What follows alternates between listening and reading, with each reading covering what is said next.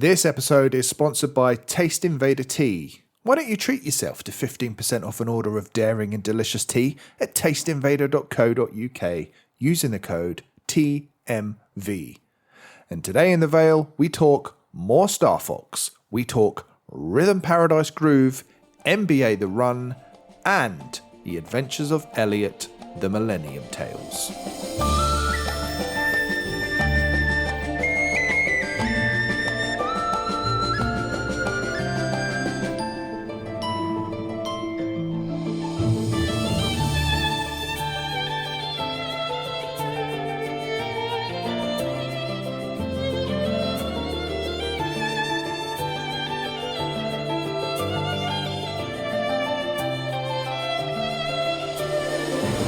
How I've very much been on this whole journey at the minute of playing games that I don't normally play or say I don't like and all that, and I've kind of always said, oh, like HD 2D's pish and look at all that and overrated art style and it's overdone. But this week I've been playing a lot of the Adventures of Elliot and Millennium Tales. And very much enjoying it, much to my surprise as well as probably everyone else's. There was something about this one in terms of it being not for all this kind of art style. It's either been turn-based or strategy or tactics or something like that, and this one just be more of an action RPG light almost, but mainly just kind of an action top-down action game. Like, right, this is the one to try. And it's so easy to just get into, and it opens up, and it's very nice. I mean, that's one thing that's immediate, like, oh, Elliot, oh, you're such a great guy. Oh, Elliot, you're going to save the world. Oh, Elliot. And it was like, oh, I love you, Elliot. You saved the orphans and blah, blah, blah. But you can kind of look past that and just enjoy it for look past him saving the orphans. Yeah, it's like, not, you know what I mean. I know what you mean. But it's just that way. It's just quite a satisfying little game loop, and I'm only 4 or 5 hours in. I've been to I think I've been to like 2 of the ages in the time, and then I'm back to try and go and find something else to get to a bit. But the story's probably the weakest part of it. Like, it's all just kind of like airy fairy, literally, and you've got your little companions who talk to you a lot as you go through, and they do talk a lot, but you can't turn that down. But it's actually been fine. But you get more abilities, so you start off just with like a sword and you can go and you can hack through it. It's almost very Zelda-like in terms of you can go and hack through the grass, and as if you're getting rupees, but you're getting tool, and then you're collecting the magnesite. Is it magnesite? Yeah. I'm going to get that wrong. And then basically that's like almost like a gacha-like mechanic, isn't it? Because you're just basically going, oh, here, make 15 of these, and then that gives you all these, spits out like 15 different abilities, and it'll recycle them if you've not got it, and then you apply them into your weapon, so that would be like, you can get like different star ratings in terms of the abilities you can add to like your bomb when you unlock it, or your hammer, or your sword, your bow, and what's the spear, and your boomerang. I like the boomerang. Boomerang's probably my favourite. And then it's as you start to kind of mix and match the different kind of types of weapons and stuff you can use, you find what works best for you. And then just going and exploring the dungeons, kind of exploring the secrets. There just seems so much to find, so much to do. It's just really pulled me in, and I've just wanted to play it more and more. But I think what I've really enjoyed about it, I'm playing it on the Ally, is it's really easy to pick up and down. It's not one you need to sit for hours and hours and play. It's very good for picking up for 15 minutes. You could actually go and make progress in it and just kind of fight through one of the dungeons, or just, and then the fast travel once you unlock all the different like save points and all that. It's very well designed, kind of respecting your time for a game like this, I would say. And I do like the art style, for all I've slated it in the past. It is very pretty. It's really pretty. And I think once you start getting the different things where it's like, oh, if you die, like unusually for this, I've left it on normal and not put it to easy. I'll probably put it to easy at some point, but I'm still playing it in normal. But like, you've got like the the princess helping you initially, and then you change to like a different companion. So you've always got one companion with you, I'm assuming, and then the fairy brings her magic, and she can bring you back to life and stuff like And she that. helpfully points out when there's a treasure chest right in front Always. of you. Oh, I wonder what could be in What's there. inside? Yes. I muted that straight away. Yeah. I see, it's not bothering me. Like it's very much not bothering me. But I quite like that whole. Oh, I know I can blow that. I know I can blow that bit up there, and it's very obvious in terms of the things that it wants you to do and wants you to think. But it's more that how the different era and like the time period mechanics works, and you've got all the same dungeons and stuff in those different time periods, and the same towns and different things can happen. So I'm intrigued to see where it goes in terms of what things in the past can impact the future, and then also then what that locks and unlocks in the different dungeons and the towns.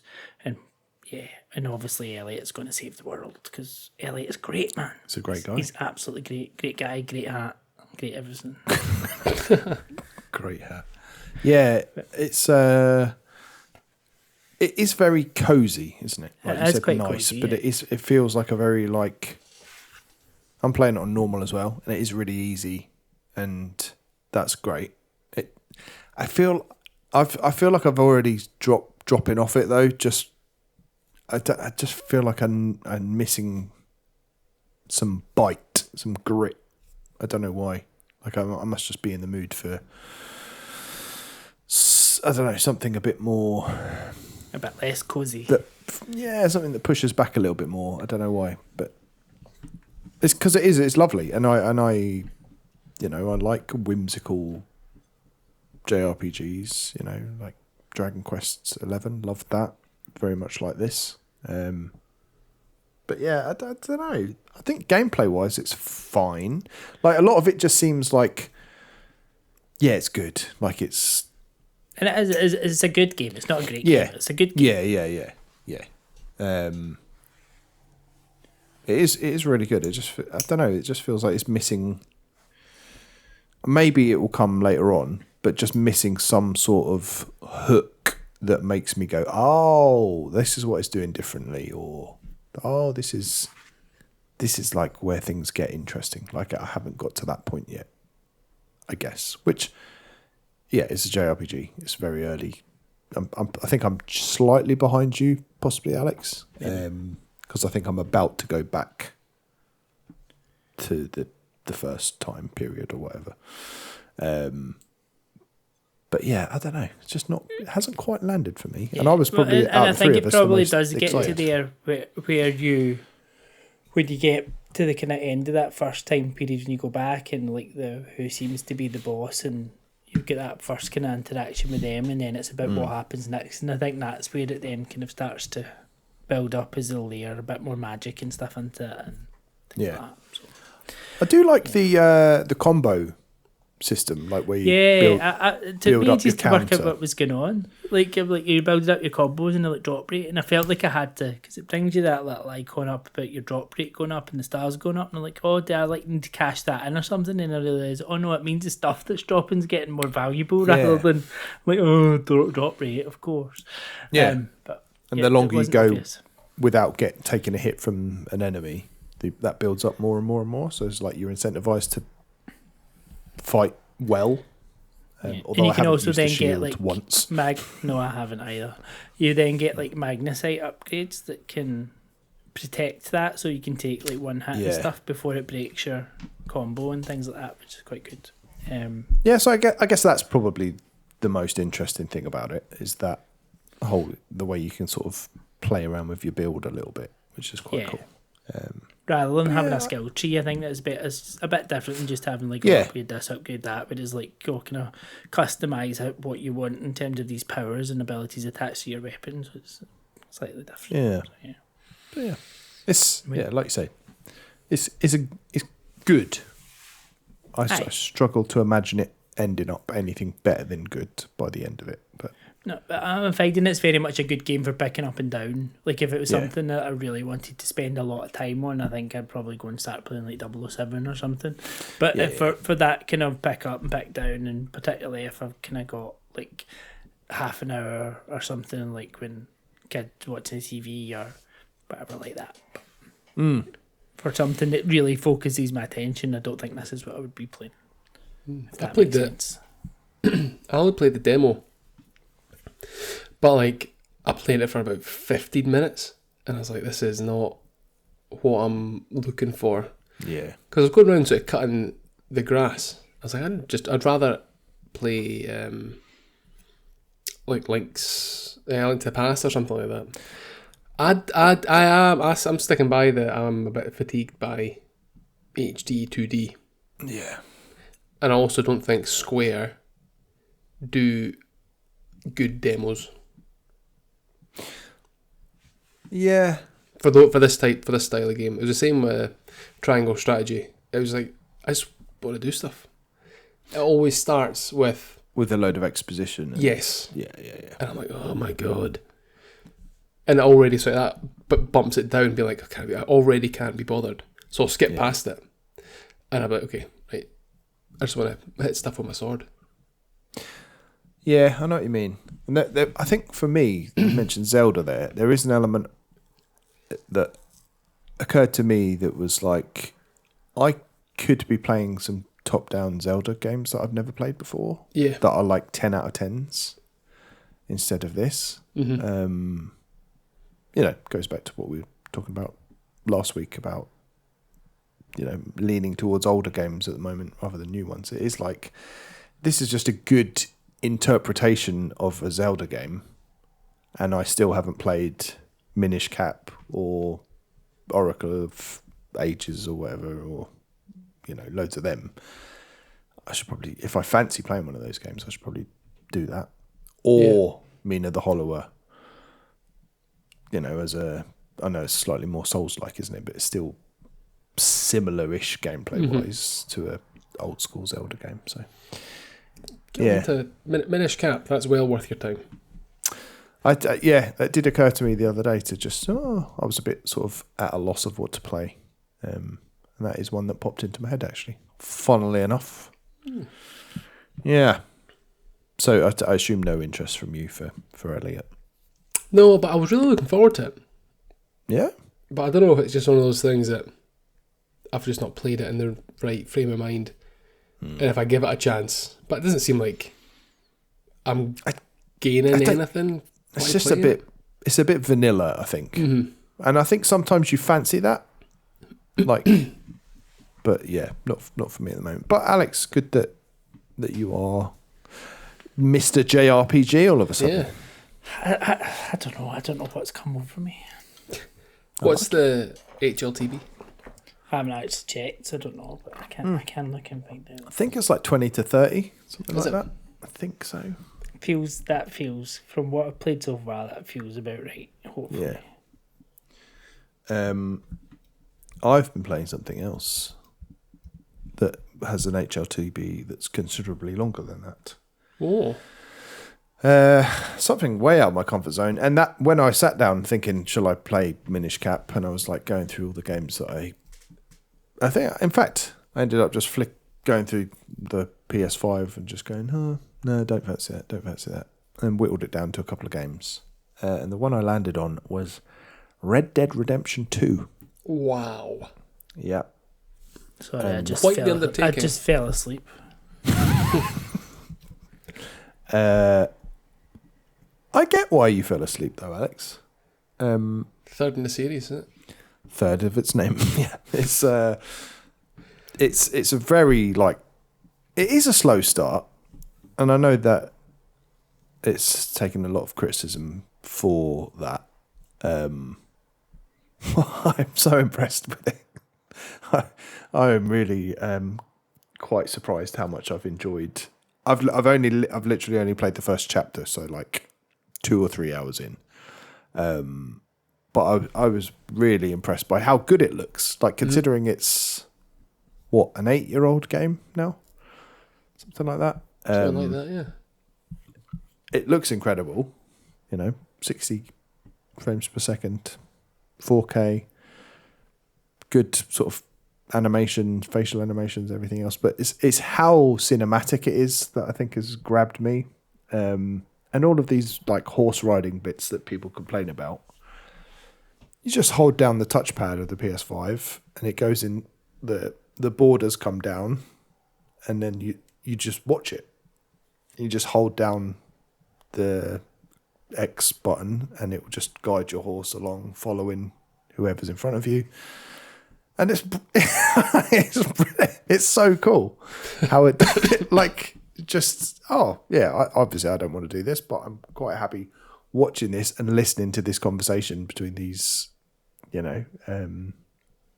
bandits or whatever my gang is. I've been genuinely like, I wasn't expecting to love it, and I think it's way too early to say that I love it.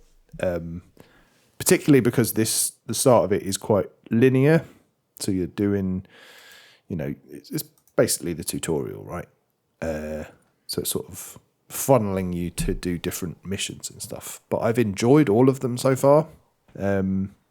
Just robbed a train, which was fun, really good fun, and but I think I've got to this settlement now where I suspect it's going to open up into more of an open world game, and I think that's where it's either going to really like hit for me or just lose me entirely, because as I've said before, I'm pretty burned out on open world games. Yeah. So if it is one of them, here's 5 different missions, go over here. Oh, there's all these waypoints on the map. Then I think maybe it will all fall apart. But in terms of like an opening, just and how cinematic and well written and well voice acted, how it looks, the music, it's just money. You're just looking at money on the screen, and sometimes that's pretty cool. Have you played the first one? No. Never. I've never ever been interested in these games at all. I've got no affinity for westerns or anything like that. It's just the fact that a lot of people say how good this is. Yeah. What do you mean by the first one, Lewis? Red Dead Revolver? Red Dead Redemption. Oh no! But you played that, haven't you? I played a lot of it because it's like I want to play the second one. I can know that it's slow, but from what I see, is that the payoff is worth it, which makes me think that like maybe the open world isn't too bad. Yeah. Seeing as the amount of praise that the game gets for people who stick with it. My thing is with like any other Rockstar game is that I just started fucking fanny about with the first one, and I was like, this lost me. I think that's what I'm concerned about, is that it will just turn into the way I used to play GTA Vice City, which was just fannying about. Yeah, and then you just lose interest in that. But I feel like this has probably got a strong enough narrative pull to pull me through it and not get distracted by that. Alex, you've dabbled in this as well, haven't you? Yeah, but to Lewis's point, I just couldn't stick with it for that payoff. Like I tried it and I just got so fed up of it. Like it probably goes back to the time I was trying to play it. Probably wasn't interested enough in it in the first place. It was probably more FOMO that was getting me to play it at the time than actually wanting to play it. But I was just like, it was so slow, and I just remember that first section, and I'm like, this is just, like, come on. And then it was like, then when I got past that, and you're going from one of the wee towns, and you're riding back and forward, I'm like, am I not there yet? Like how long is this actually taking? I'm like, nah, it just, I get what you mean, Ben. It's money. You can see the money on the screen. Like, you can see the quality there, the cinematics, like all of that side of it. But it doesn't make it good. In my eyes. No, it doesn't. It doesn't. The budget alone doesn't make it good. I think the thing I've got an appreciation of maybe since playing Eco is just how like it's okay for a game to be just quiet and uneventful sometimes, with just some with just a pretty backdrop to look at and not much else. And I don't know, I'm just obviously being sort of drawn to them kind of experiences where it is like, oh, I am literally just holding X here and that's it. But I quite like it. Like it's been like, you know, a couple of times last thing at night, I'll just play this before bed. My other concern, because I'm being quite non-committal because I am concerned the open world stuff, but also how sort of bleak it is as well. I wonder if that might grate on me because it's like just relentlessly just miserable and everyone seems to hate each other. Certainly the opposite of Elliot. Yeah, so maybe maybe that's just what I fancy. You need something in between. Yeah. Or maybe I'll just bounce back to Elliot and just be like, oh, I just want everyone to say how wonderful I am. Because, this is just people just snarling at each other and killing each other. It's great.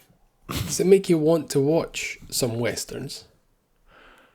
Even like a modern one, like the remake of True Grit? No. Not really. I think it would make me want to watch some classic John Wayne. Yeah. Rio Bravo. No, I've just got no interest at all. No. But maybe the thing is, if I do end up getting into it, then yes, I could imagine that happening. Yeah, but too early. Next time Ben comes on the podcast, get a cowboy hat on and a bit of straw between his teeth. And Did I see that? Did I see this? I was on Vinted and it was a fedora. When they were talking about fedora, a cowboy hat came up and I was like, I could wear that. I think you could. The were Westerns in your house when you were younger? My dad absolutely always had TCM on. It was always Westerns in my house when I was growing up. My dad was very much a John Wayne guy. Like all the John Wayne films all the time. No, never. No.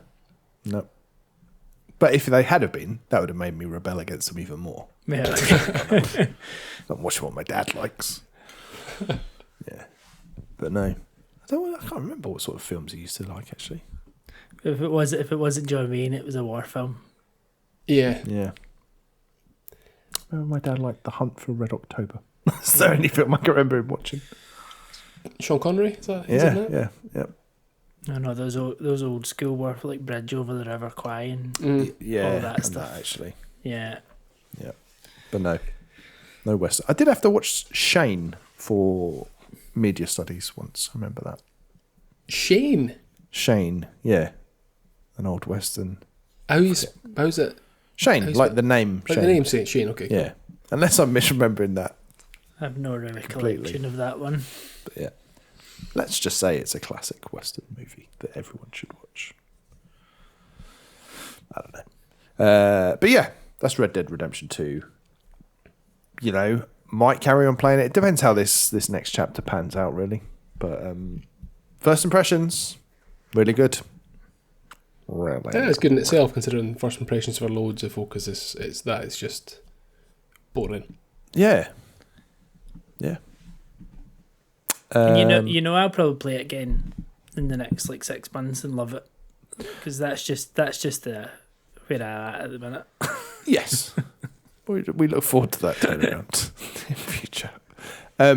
Talking about first impressions, really quick first impressions of really bleak games. Lewis, I know you've really, really briefly touched on Blasphemous 2. Yeah, I've just really started it. Did you play the first one, by the way? Yeah, I never finished it.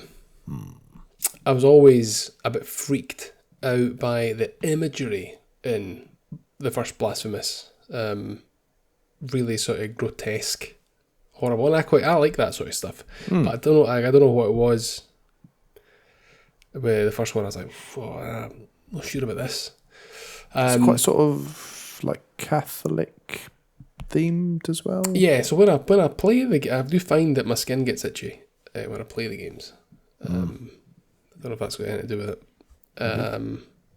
But yeah, just like weird. Like the first one, like there's like a giant baby with a bandage over his eyes, and there's like blood pushing for its eyes. It's like, is that a bit much? But yeah, I have a very, very, very light touch on the second one. And it seems, I don't know, I don't want to say not as bad, but my initial impression is that there's like a few cutscenes play. And I'm like, this is like a Saturday morning cartoon. Oh. And how it's presented. I was like, this looks nice. It's quite well animated, but yeah, it kind of gets into the actual game, and it's more or less the same. But I wouldn't say it has the same sort of this horrible start as the first one. There's there is blood, but not as much blood.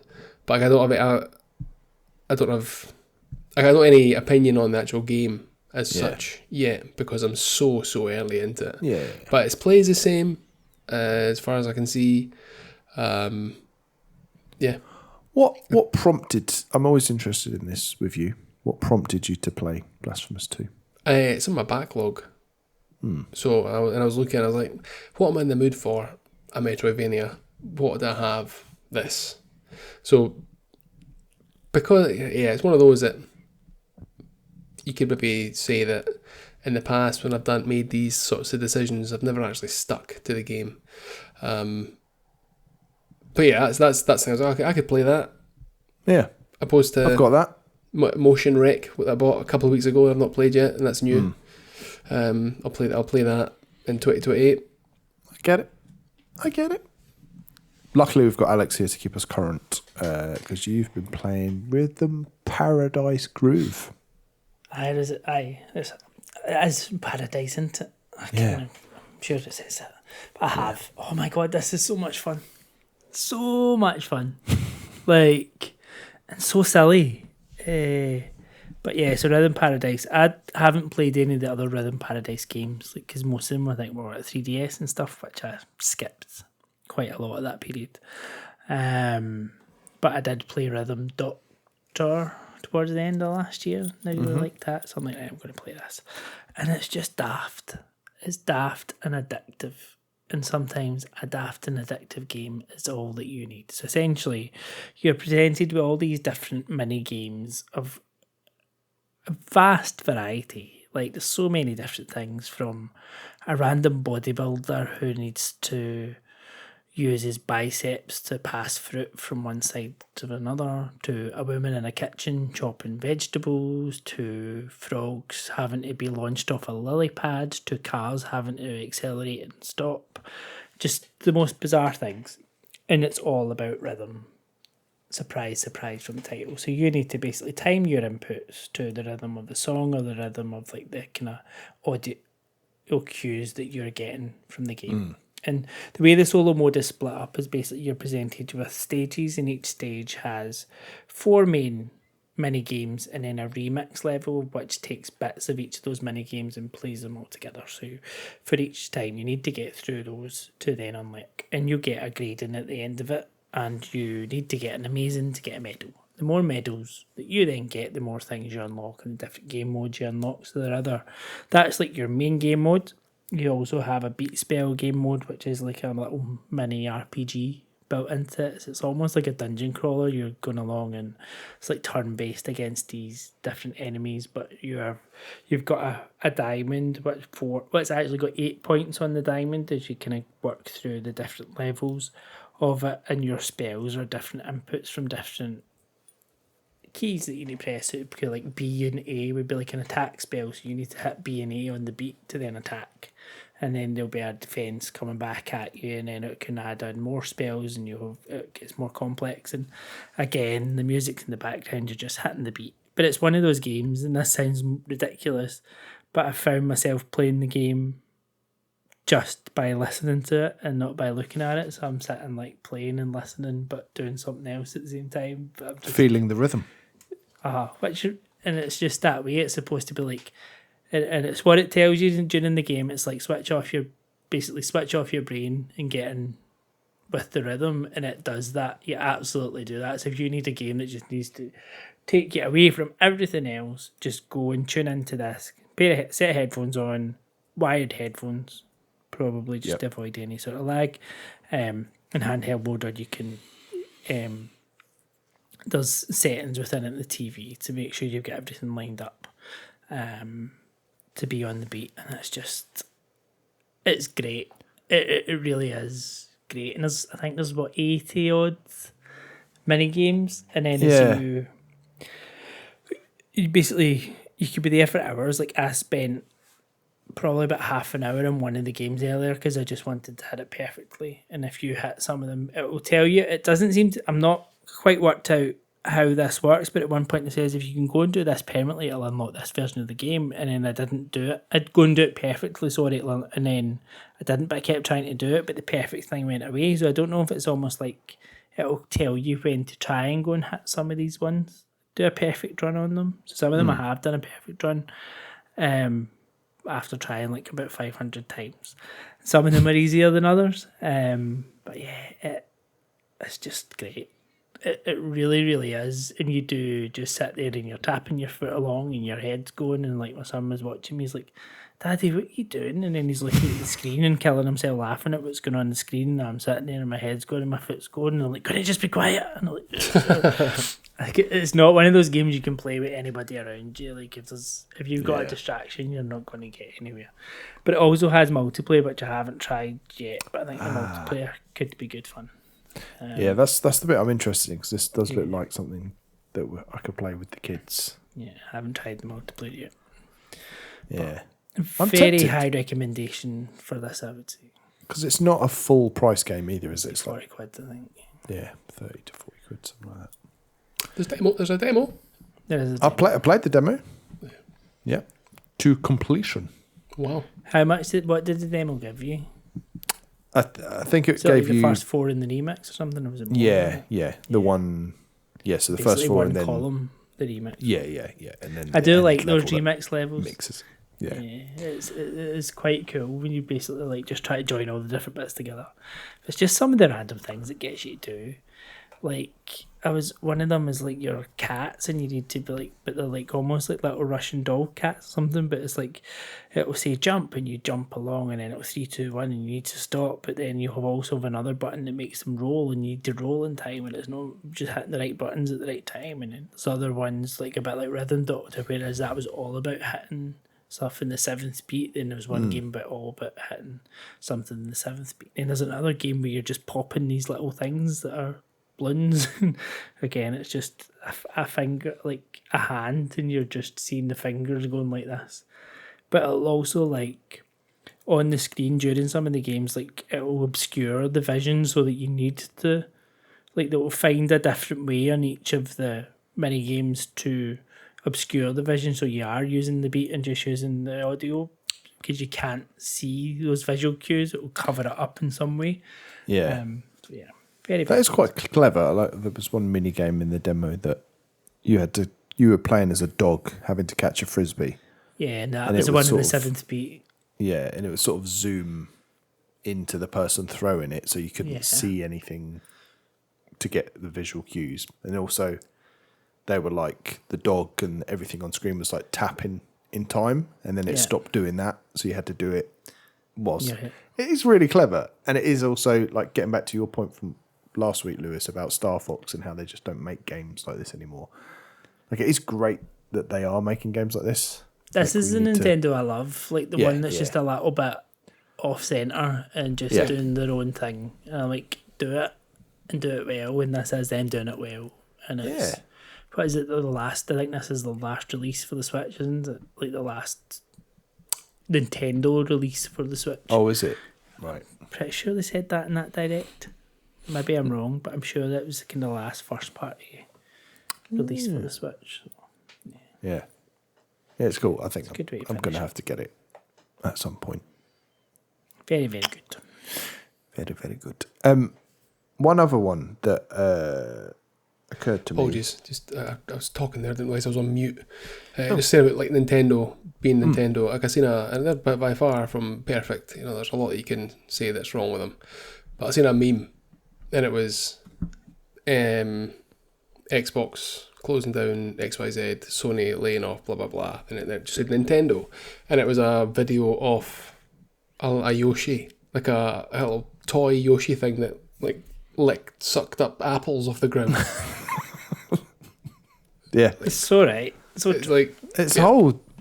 Yeah, it's just different. Like they talk about the console wars and how PlayStation is kicking Xbox's ass, and yet PlayStation's not having the best time either.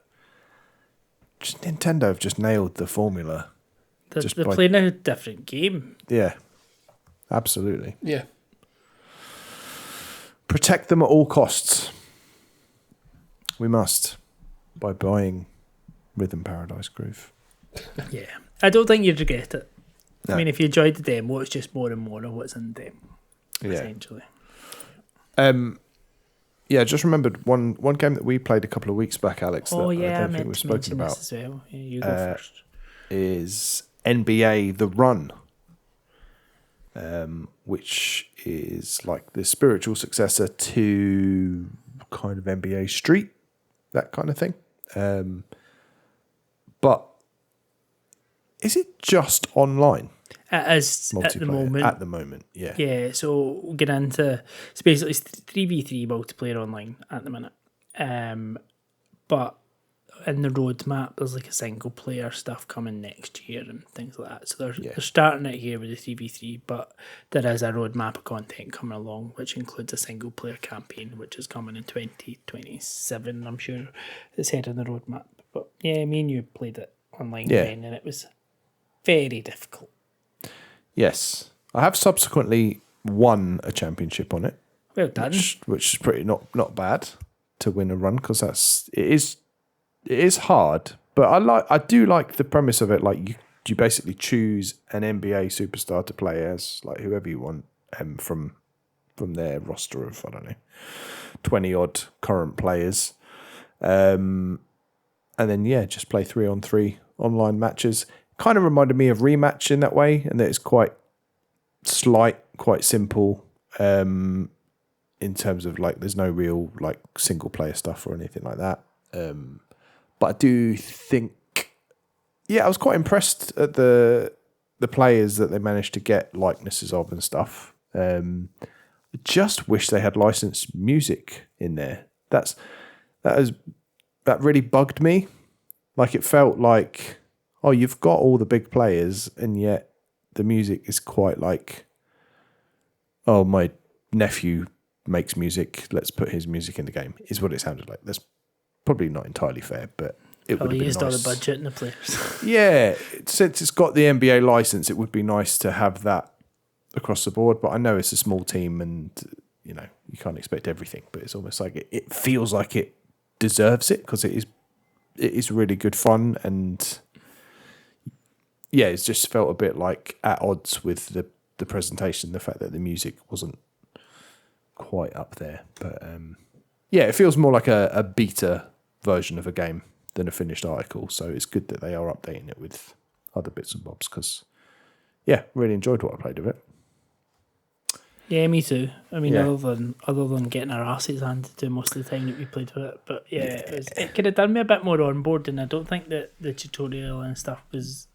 Yeah, there isn't really one, is there? There isn't just really sort of one. chucks you It in. needs to be a bit more on board and just taking a bit, get you feeling a wee bit more comfortable with what you're doing and what your actual. Because even like there's that slightly different game modes and point scoring and all those kind of things, and I don't think it explains enough of that to you. It is very much learn as you go, which is fine because all of it's quite arcadey and everything. Anyways, we see it as that NBA Street type thing, and it's like sometimes it's like some baskets are all worth like 3 or what? Or dunks are worth dunks are more than normal shots or whatever. Yeah, and I love all that and that randomised stuff, the game modes and that. It just feels like maybe they rushed it out to coincide with the NBA playoffs. It must have been a wee bit, Yeah, but still, like there's something there. So I hope they stick at it, and I hope they see some success from NBA The Run. And of course, speaking of run, the people that help us run this pub, we need to thank them, our Patreon producers. Who wants to do it this week? Rattle off those illustrious names. I think Lewis should do it. Yeah, I'll do it. Let's stop for time. Get that from a long-term memory. Just let me think. Just look behind you, the plaque on the wall. Oh, yeah, thanks. Mark, Pietro, Soggy, Adrian, Jack, Smark, Tyler, Phil, Matt. I believe that's what the plaque says. Good eyesight. Good eyesight. Thank you, each and every one of you. If you want to support us, patreon.com/themimicsvale for what? A monthly podcast special, one of them, Discord access. And if you join the Celestial tier, you also get added to that Patreon producer shout out each and every week. In it. Yeah. In it, indeed. Are you ready? Are you ready to play? Ready. Born ready. Clearing my mind So as we speak. It's time for some guess the outro face off. It's 2-2 asterisk. It's not 2, it's 2-1. 2-2. 2-2 He technically. leveled it up by telling you one of the answers. No, last week. I was going to say that anyway. This is outrageous. If that, when I wasn't here. Oh, Steward's inquiry. Steward's inquiry indeed, but there's no stewards available. I'm sorry, Lewis. It's 2-2. Right, so we are going to play Guess the Outro Face Off once again. So 5 guesses each.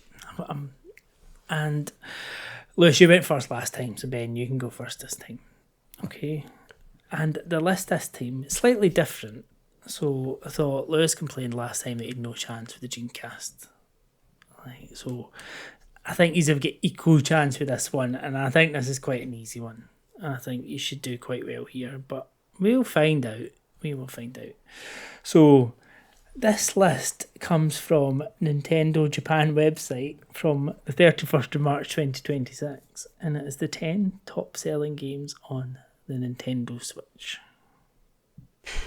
So this should be easy. Okay. You want me to go first? Ben, you're first. Mario Kart 8 Number Deluxe. 1. Wow. With 71.08 million units. Jesus. Crazy. So you're learning something as well as a quiz. Mm-hmm. So Lewis, can you keep this streak going? Can you get number 2? Can I get number 2? See if we can do it in order. What would number 2 be? I don't know. But Quite a big gap from number 1 to number 2. Yeah. Super Mario Odyssey. It's on the list, but it's not number 2. It is number 5. And that has 30.50 million units. Okay. Back to Ben. Can we keep the streak going? Animal Crossing New Horizons. Is number 2. With Well done. 49.91 million units. Holy moly. Right, Lewis. Breath of the Wild. Number 4. Yes. Breath of the Wild is number 4. 33.84 million units. 2 apiece. 2 apiece. Can we get a full house? Clean sweep here? I've not quite decided what happens in the clean sweep, actually. Just need to fight. I'm out. Smash Ultimate. Good one. Number 3, Ben. 37.76 million units. Right, so that's 3-2 to Ben. Third guess, Lewis. Splatoon 2.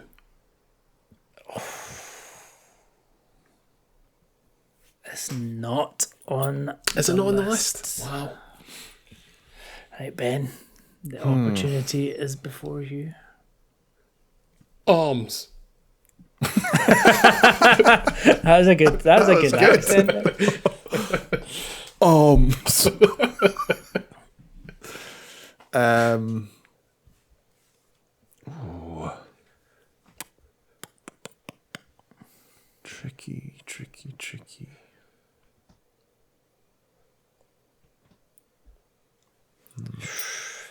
I mean, so we've had number 1, Mario Kart 8 Deluxe. Number 2, Animal Crossing New Horizons. Number 3, Super Mario Bros. Ultimate. Number 4, Legend of Zelda Breath of the Wild. And number 5, Super Mario Odyssey. So, with nothing from number 6 to 10 yet. That's quite good, though, that the first 5 you got is top 5. Yeah.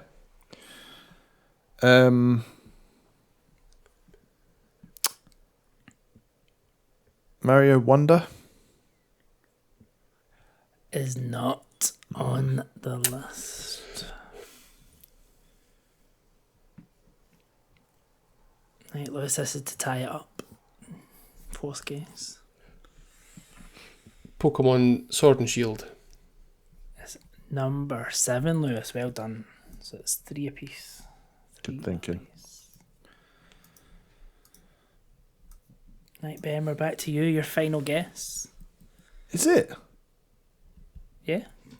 Christ. Snipper clips. Oh, the good old launch days. Fast RMX. Can I just ask, are these Nintendo first party games? Yes, they are. Oh, okay. I mean, I don't think anything second party or third party would have sold Yeah, volumes anyway.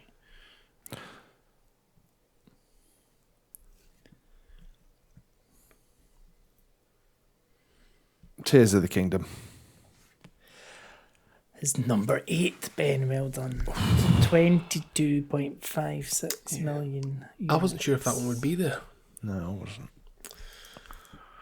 Right, Lewis, you need this. Last Is it guess. sudden death? 4-3. Well, that is technically sudden death, yeah. Oh, yeah, I suppose. So you've got number 6, number 9, number 10 remaining.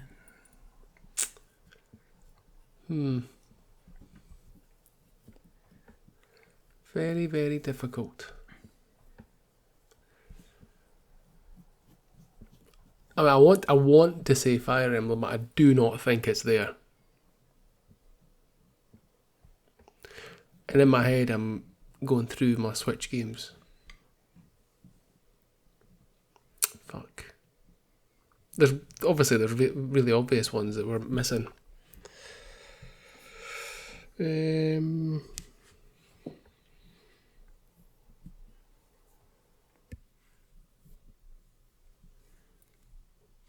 Struggling.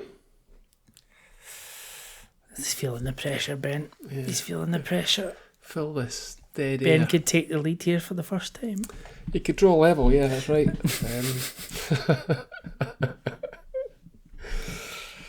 You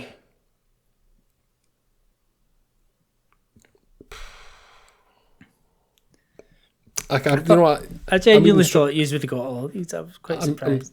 now struggling to think of games. I know. It's quite tough.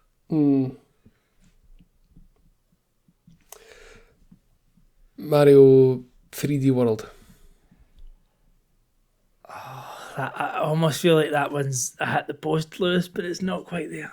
You were in the right ballpark, but the wrong one. So Ben, congratulations, you are this week's winner and take the lead 3-2 or draw. You take the leads 2-all. Yeah. 3-2 with an asterisk. Let it go. The asterisk is gone. Any guesses that? So I had one that I know was in the top 10 at one point, but I think it might have moved out. But that was New Super Mario Brothers U. That was still in the top 10. So that was where I was saying Lewis hit the post with 3D World. So that's 18.96 million units. And was there another Pokemon game in there? Yeah. Was it Scarlet and Violet? Yes, that's number 6 at That would be 28.28. So Wow. there's one left. 21.32 million. Any guesses? Gives a clue. It's still a Mario game, but not one of the genres that we've Like Party? yeah. Super Mario Party. There we go.